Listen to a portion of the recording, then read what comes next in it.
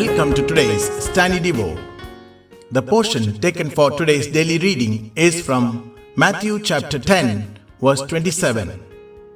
Whatever I tell you in the dark, speak in the light, and what you hear in the ear, preach on the housetops. The theme for today is the discipline of hearing. Sometimes God puts us through the experience and discipline of darkness to teach us to hear and obey Him. Some birds are taught to sing in the dark, and God puts us into the shadow of His hand until we learn to hear Him.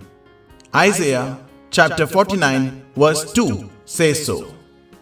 Whatever I tell you in the dark, pay attention when God puts you into the dark, and keep your mouth closed while you are there. Are you in the dark right now in your circumstances or in your life with God? If so, then remain quiet. If you open your mouth in the dark, you will speak while in the wrong mood. Darkness is a time to listen. Don't talk to other people about it. Don't read books to find out the reason for the darkness.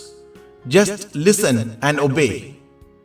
If you talk to other people, you cannot hear what God is saying. When you are in the dark, listen, and God will give you a very precious message for someone else once you are back in the light. After every time of darkness, we should experience a mixture of delight and humiliation.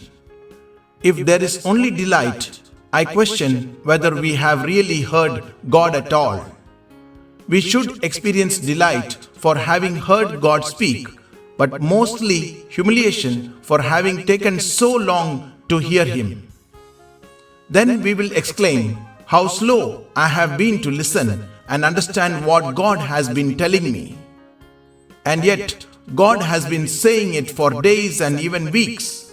But once you hear Him, He gives you the gift of humiliation, which brings a softness of heart, a gift that will always cause you to listen to God now. The place for the Comforter is not that of one who preaches, but of the comrade who says nothing, but prays to God about the matter. The biggest thing you can do for those who are suffering is not to talk platitudes, not to ask questions, but to get into contact with God, and the greater works will be done by prayer. John chapter 14 verses 12 and 13 say so. May God bless you with this word today. Have a great day. Amen.